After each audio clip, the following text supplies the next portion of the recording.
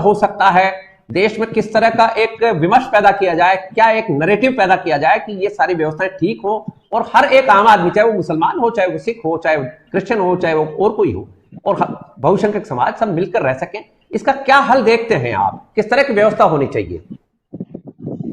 जी, सबसे पहले तो मैं बात बताना चाहूंगा कि आपको देखिए, जो भी कोई नागरिक या जो भी बदमाश या जो भी गुंडे या जो भी एंटी नेशनल लोग कानून को तोड़कर सामान्य जनमानस को नुकसान पहुंचाते हैं, हमारी लॉ एंड ऑर्डर सिचुएशन को खराब करते हैं, उनका किसी धर्म विशेष से जोड़ना उचित नहीं होता है।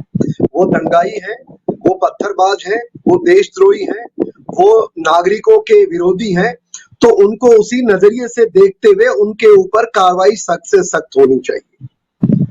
दूसरी बात मैं यहाँ बताना चाहूंगा कि जो ये पत्थरबाज का जो सिस्टम है, जो आपके हमारे दर्शक सुन रहे हैं, अगर आपको याद हो तो 1931 में राउंड टेबल कॉन्फ्रेंस हुई थी श्रीनगर लंदन के अंदर, और उस समय कश्मीर के राजा को, जो भारत से राजाओं का प्रतिनिधि मंडल था, उनका इनको अध्यक्ष बना के भेजा गया था।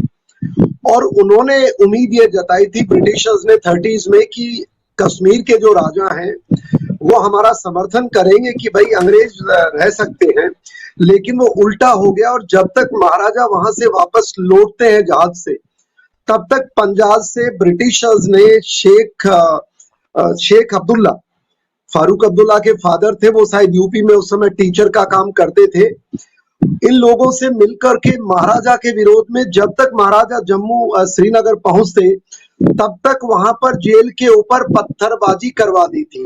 तो पत्थर का इतिहास, तो पत्थरबाजों का इतिहास बहुत पुराना हमारे देश में, जो मॉडर्न भारत जिसको हम कहते हैं, जो हमारे खंडित भारत से पहले के और आज की जो बातें कर रहे हैं। आजादी शब्द मैं इस्तेमाल नहीं करता हूँ, माफी चाहूंगा, एक सैनिक हूँ, फिर भी ये शब्द से मैं सहमत नहीं हूँ। खंडित भारत के अंदर जो इस तरह पत्थरबाजों का जो प्रचलन शुरू हुआ, और फिर देखिए कि जो भारत को खंडित करने वाली ताकतें जिस प्रकार से इन लोगों को मजबूत किया, एक विशेष विचारधारा के साथ जोड़ते हुए कश्मीर के अंदर 370 का आगाज करते हैं। और जब भारतीय सेना ने पाकिस्तान का और उन लोगों का पूरा मुकाबला बड़े अच्छे तरीके से किया, तो इन्होंने पत्थरबाजी का एक ट्रेंड आपने 1980 से लेकर के पिछले 30 वर्षों से देख रहे हैं, जिसका मुंह तोड़ जवाब दिया बिल्कुल सेना ने, देश ने, सरकारों ने। और वहां पर आज मैं मानता हूं शांति काफी हद तक आ चुकी है, क्योंकि पत्थरबाजों का जो इलाज किया कानून के दायरे में लेकर के। और आज भी मैं सुन रहा था जिस प्रकार से अभी एक बहन चर्चा कर रही थी सीएए का, तो ये सारे जो चर्चाएं हैं, मैं ये बता सकता हूं, ये एक बड़ा नैरेटिव है। ये देश की उन्नति नहीं देखना चाहते हैं। धार्मिक चश्मे जो कट्टरवाद है, वो कट्टरवाद जो लोग अपने एजेंडा को पूरा करने के लिए रोहिंग्या बीच में आते हैं।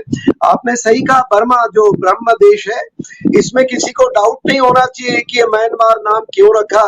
ये सब फ्रॉड है साहब, ये हमारे देश के दुश्मन है, जिन्होंने हमारे देश के टुकड़े कर करके जस्टिफाई किया कि ये जस्टिफाइड है, और फिर हमको एक दूसरे का दुश्मन बनाया। दुश्मन बनाने के बाद इनकी आत्मा को शांति नहीं मिली साहब। आज भी केरल में, बंगाल में, यूपी में, दिल्ली के अंदर सीए के दौरान, और एक सर्जिल इमाम नाम का एक कोई गुंडा था जिसने कहा था कि मुझे आप 1 लाख 1.5 लाख लोग दे दो सीए के टाइम पर, मैं पूरे पूर्वी भारत को मैं तोड़ दूंगा। तो ये बहुत बड़ा नैरेटिव है। आपने सही सवाल किया, इसका इलाज क्या है? इसका इलाज बहुत सीधा है साहब। जैसे मैं बधाई देना चाहूंगा मोदी जी को और अमित शाह जी को, 370 हटाया वहां पर, और ऐसा इलाज किया उनका कानून के दायरे में, पत्थरबाज नजर ही नहीं आता। पर दुर्भाग्य देखिए, वहां तो इलाज हो गया, वहां गवर्नर की सरकार है आज, यूपी में आपके बाबा जी की सरकार है। दिल्ली में क्या किया? दिल्ली में दिल्ली वासियों को मैं तो इसका दोषी मानता हूँ, चाहे तो वो बुरा माने चाहे तो अच्छा माने, मेरे को उनका ना तो वोट देना है ना वोट लेना है, पर दोषी दिल्ली के दिल्ली वासी। उन्होंने सरकार ऐसी चुनी जो रोहिंग्या 50,000 जो आए थे, ये अकेला वोट नहीं है साहब, please don't do that mistake कि सिर्फ वोट बैंक के लिए। ये बहुत बड़ी इंटरनेशनल साजिश है, इसने देश के टुकड़े किए, हमारे करीब 100 वर्षों तक हमें 9 देशों में बांट दिया। अभी भी ये दिल्ली के अंदर जो विस्थापित किया इन लोगों ने, और ये बहुत बड़ी है। मैं मानता हूं मोदी जी को ये संज्ञान लेना पड़ेगा। और जो एंटी नेशनल जो ब्रिगेड है, टुकड़े टुकड़े गैंग है, ये बहुत सारे हैं साहब। तो जो पत्थर का जो प्रचलन शुरू हुआ था जामिया मिलिया से, अगर मुझे सही याद हो सीए के टाइम में, इसको आपने पूर्ण विराम देना पड़ेगा, जो भी कानून लाओ। और जो अभी जो आज जो स्थिति आ रही है ओनली यही नहीं है, राजस्थान में देखिए करौली में क्या हुआ साहब 4 दिन पहले, और रामनवमी के दिन देश के अंदर बताते हैं करीब 30-40 जगह कुछ ऐसे काम हुए। तो ये पत्थरबाज एक धर्म की आड़ लेकर के जो इंटरनेशनल गैंग है, इसका खात्मा करना अनिवार्य है, ये कानून के तरीके